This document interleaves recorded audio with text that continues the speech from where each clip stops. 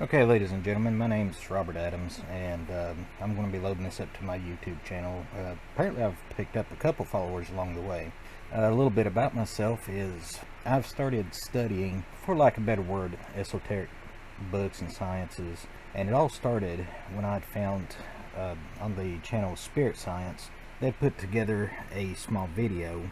Well, I don't know if you want to call it small or not, but it's a little over an hour, the unedited version, and it's the human history movie. And they made a few references in this as far as some of the work that they referenced being from the Emerald Tablets of Thoth, and that got me interested in what they were saying. And they kept referencing it, and I went ahead and I broke down and I ordered the Emerald Tablets of Thoth, a collection and analysis of the tablets by John McEnroe. Now there are several interpretations and translations out there, but this one, and most of them are pretty much in the same category and translated the same way. And if it tells you to read it, you have to at least read it 100 times. And then in the 100 times you will be able to understand it in 100 different ways, or 100 different levels of consciousness. And then you should be able to appreciate the full beauty of what is written and the full understanding of what's really going on. And in the following recordings, I'm just going to break this down, what they call one tablet at a time, or one chapter at a time, however you, the reader, however it helps you digest what's being presented to you.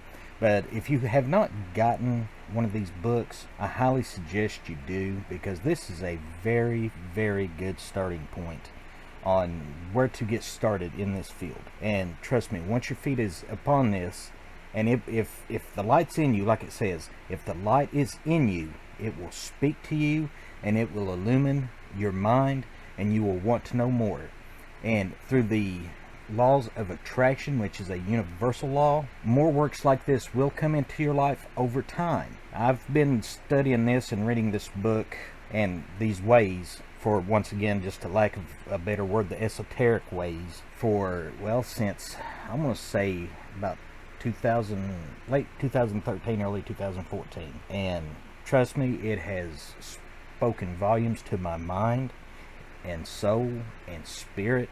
And the things I have learned to this date, it will absolutely boggle the mind. It's like you've been told one thing your entire life, and then it's kind of like when you were a kid and you were told, well, Santa Claus brought this, Santa Claus did this, Santa Claus did that, the Easter Bunny, the Tooth Fairy. But when you get to be a certain age, you're finally told the truth by your parent. And it's like, you're like, so everything up to this point's been a lie. This is like the next step in the evolution of man. And I now understand why all organized religions and the powers that be try to keep this kind of information quiet. There's power in this.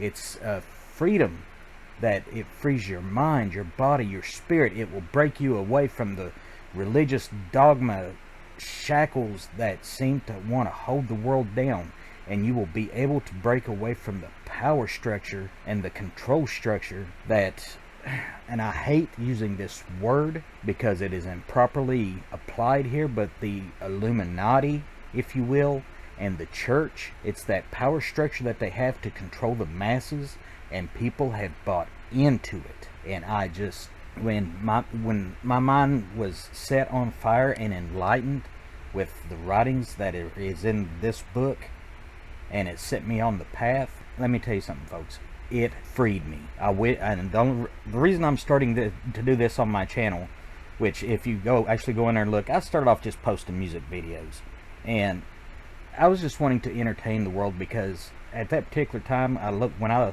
first started into this, I looked at the world and I seen nothing but ugliness and bickering and hatred and everything that seems to be wrong with the world today. And I wanted to at least bring a smile to somebody and say, I enjoyed that song. But the more I read and studied, the more I realized that it is a spiritual duty to spread this word around. Now, I'll be honest with you, I am not an initiate yet. That is one of my main goals. And what I want to do is I eventually want to teach this to the masses. I want to free mankind. But until I become an initiate, I am not allowed to really sit down and teach. But I am, for the most part, allowed to sit and read this and let you decipher what you like, what you don't like, if it works for you, if it don't. So with that being said, let's get started.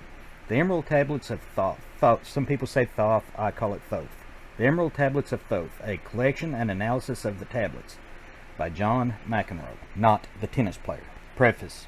The history of the tablets translated in the following pages is strange and beyond the belief of modern scientists. Their antiquity is stupendous, dating back some 36,000 years BC. The writer is Thoth, an Atlantean priest king who founded a colony in ancient Egypt after the sinking of the mother country. He was the builder of the Great Pyramid of Giza, erroneously attributed to Cheops. In it, he incorporated his knowledge of the ancient wisdom, and also securely secreted records and instruments of ancient Atlantis. For some 16,000 years, he ruled the ancient race of Egypt, from approximately 52,000 BC to 36,000 BC. At that time, the ancient barbarous race among which he and his followers had settled had been raised to a high degree of civilization. Thoth was an immortal. That is, he had conquered death, passing only when he willed, and even then not through death. His vast wisdom made him ruler over various Atlantean colonies, including the ones in South and Central America. When the time came for him to leave Egypt, he erected the Great Pyramid over the entrance to the Great Hall of Amenti, placed in it his records, and appointed guards for his secrets from among the highest of his people. In later times, the descendants of these guards became the Pyramid Priests, by which Thoth was deified as the God of Wisdom, the Recorder, by those in the Age of Darkness which followed his passing. In legend, the halls of Amenti became the underworld, the halls of the gods, where the soul passed after death for judgment. During later ages, the ego of Thoth passed into the bodies of men in the manner described in the tablets. As such, he incarnated 3 times in his last being known as Hermes, the thrice born.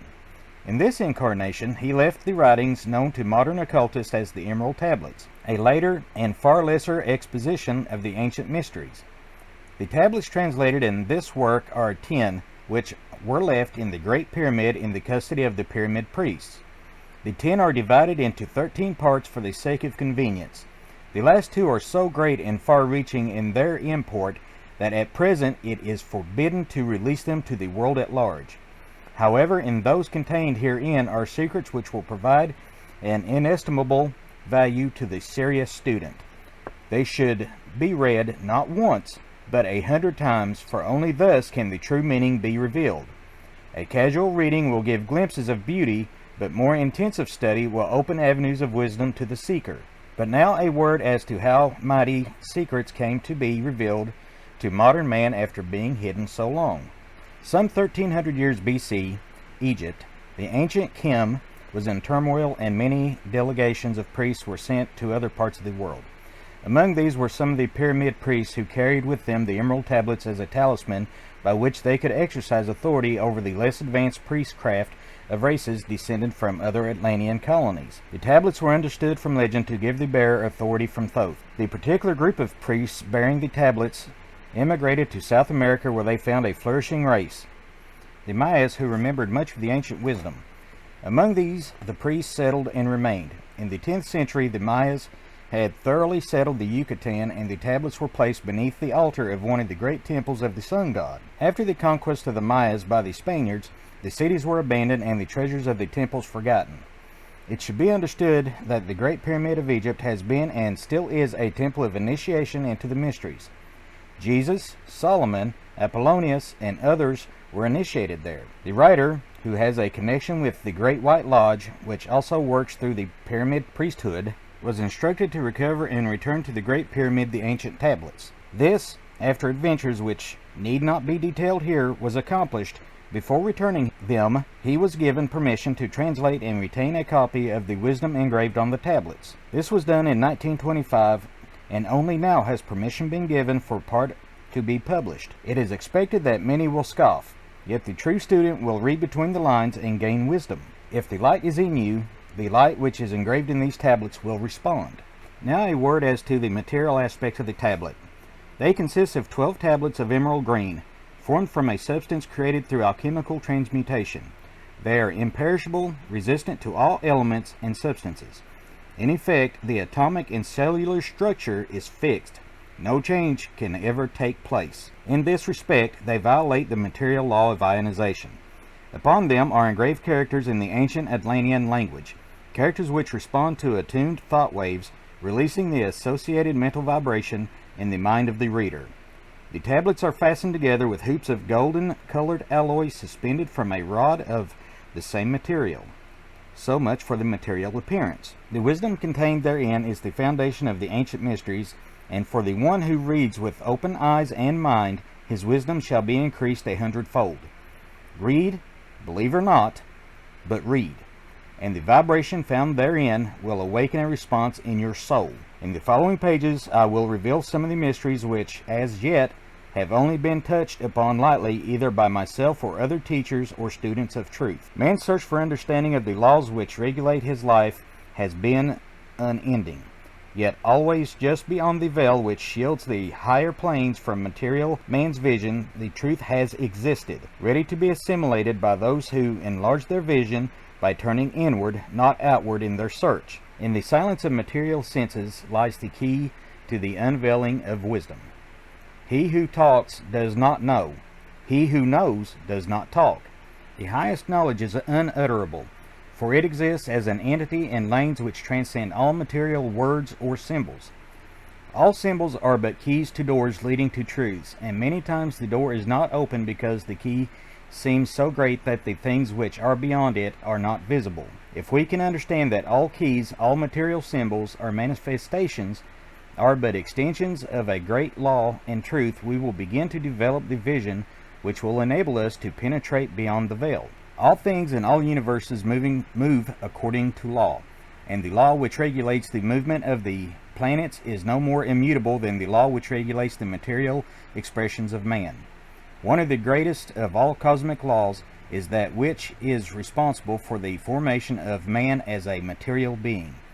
The great aim of the mystery schools of all ages have been to reveal the workings of the law which connect man to the material and man the spiritual. The connecting link between the material man and the spiritual man is the intellectual man, for the mind partakes of both the material and immaterial qualities. The aspirant for higher knowledge must develop the intellectual side of his nature and so strengthen his will that is able to concentrate all powers of his being on and in the plane he desires. The great search for light, life, and love only begins on the material plane. Carried to its ultimate, its final goal is complete oneness with the universal consciousness.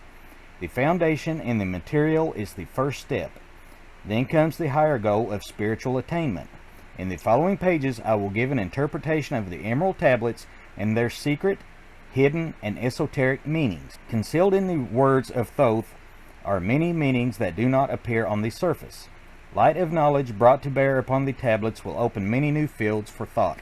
Read and be wise, but only if the light of your own consciousness awakes the deep-seated understanding which is the inherent quality of the soul.